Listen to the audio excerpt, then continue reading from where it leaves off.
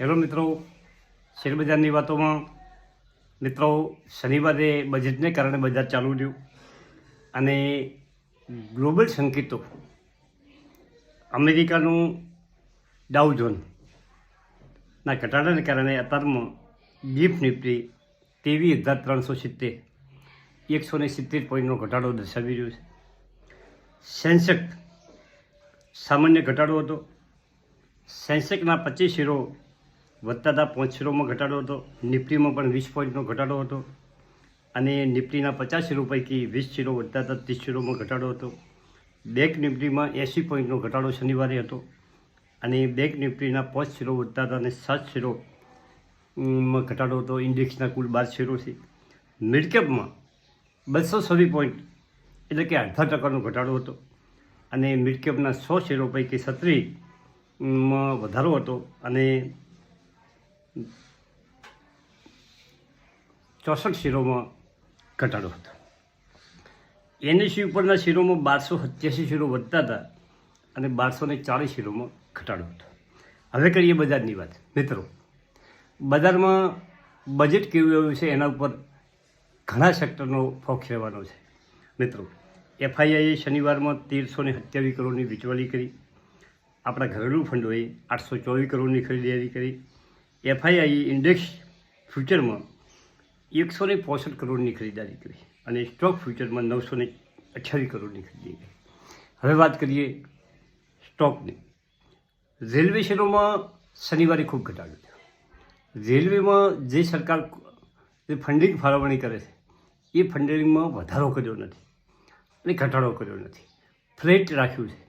જે આગલા વર્ષમાં જેટલી ઇન્ડેક્સ ફાળવણી હતી એટલી ફાળવણી છે અને રેલવેના શેરો શનિવારે જે ઘટાડો દર્શાવી રહ્યા હતા એનું કારણ હતું કે આપણને બધાને ઉમેદ હતી કે રેલવેમાં સરકાર ફંડિંગ વધારશે અને રેલવે સેક્ટર ઉપર ભાર આપશે, પરંતુ સરકારે ઓછો ભાર આપ્યો છે.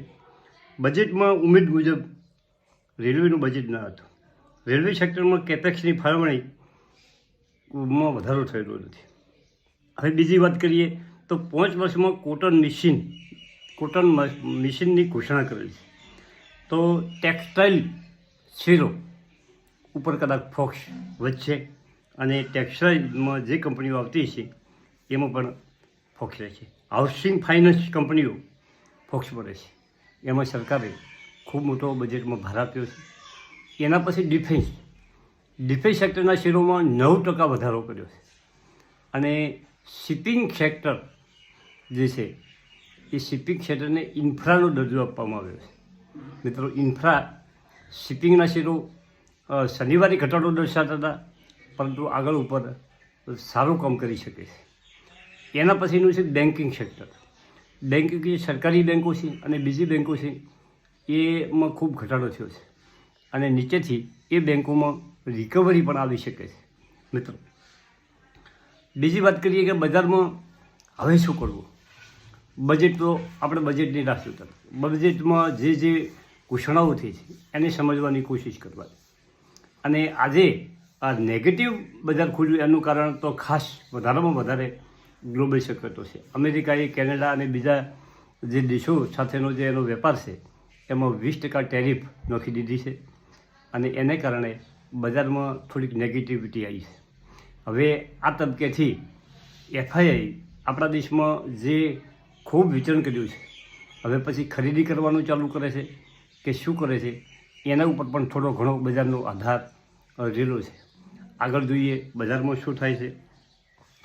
કંપનીની વાત કરીએ કે કઈ કંપનીઓમાં સારો એવો વધારો થશે અને કઈ કંપનીઓમાં થોડુંક નેગેટિવ રહેશે. એમાં ખાસ વાત કરીએ તો જે કંપનીઓ અને સારું સેક્ટર સરકારનો જેમાં ફોકસ છે અને જે કંપનીઓ ત્રિમાસિક આંકડા સારા આવ્યા હોય, વેચાણ અને નફામાં વધારો થયો હોય, આવી કંપનીઓ ફોકસ પર રહેવાની છે. અને રેલવેની વાત કરું તો રેલવે કંપનીઓ પાસે ભલે વધારે ફાળવણી ન થયું હોય, પરંતુ એ કંપનીઓ પાસે ઓર્ડર બુક બહુ મજબૂત છે. ડિફેન્સની કંપનીઓ પાસે ઓર્ડર બુક બહુ મજબૂત છે. મિત્રો, એમના પાસે ઓર્ડરો પેન્ડિંગ 1-2 વર્ષ કામ કરી શકે એટલા તો ઓર્ડરો પેન્ડિંગ પડ્યા છે. પછી દેશના ગ્રોથમાં ઇન્ફ્રાસ્ટ્રક્ચર, જે રોડ રસ્તા બનાવવાનું કામ કરે છે, આવી કંપનીઓમાં કાયમ માટે સરકારની ફાળવણી રહેશે. અને ફાળવણીમાં વધારો કદાચ નહીં થયો હોય, ચોક્કસ જોવામાં આંકડો નથી આવ્યો, પરંતુ આ કંપનીઓ ચાલવાની છે. સરકારનો એમાં ફોકસ હોય જ છે મિત્રો. પરંતુ એની જે ઇન્ફ્રા કંપનીઓ છે, રોડ રસ્તાવાળી કંપનીઓ છે, એમાં ડિટેલમાં આવતા વિડીયોમાં આપણે માહિતી મેળવી અને વધારે ચર્ચા કરીશું. જેમ કે મોટાભાગના જે રોકાણકારો છે એમાં ઇન્ફ્રાસ્ટ્રક્ચરના ખૂબ શેરો લીધેલા હોય છે. દેશની ખાસ વાત એ છે કે સરકારી જે બજેટ છે એમાં ભારતના પૈસા ભારતમાં રહે એ થીમ પર કામ કર્યું છે. તમે જોજો, ભારતનો પૈસો ખાસ ભારતમાં રહેવો જોઈએ, વિદેશનો પૈસો ભારતમાં આવવો જોઈએ. મિત્રો, ટુરિઝમને આગળ વધારવા માટે ઈ લોન્ચિંગ કર્યું છે અને તમે એના વિઝા ડાયરેક્ટ મેળવી શકો છો. ઈ લોન્ચિંગ છે. આ બધી વાતો ખૂબ મહત્ત્વની વાતો છે.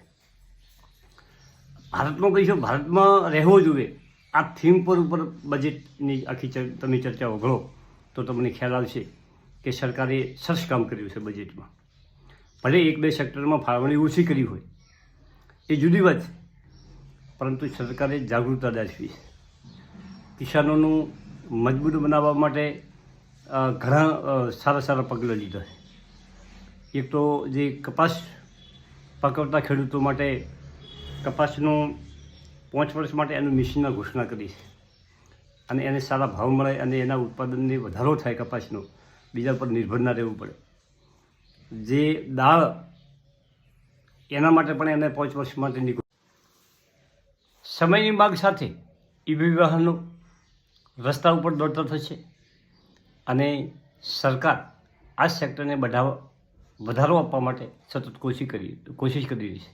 તેનું કારણ છે કે આપણા બજેટમાં આપણા દેશના હુંડિયામણ આપણે સતત આયાત કરતા ક્રૂડનો આપણો મોટો ભાગનો આપણે એમાં વાપરવું પડે છે. ક્રૂડની ખૂબ મોટી આયાત આપણે કરવી પડે છે મિત્રો.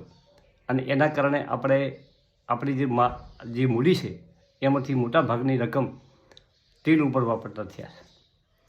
અને તેમાં ઘટાડો કરી અને જો EV વાહનોમાં વધારો થાય તો એ જે બર્ડન છે તે આપણા ઉપર ઓછું થવાનું છે.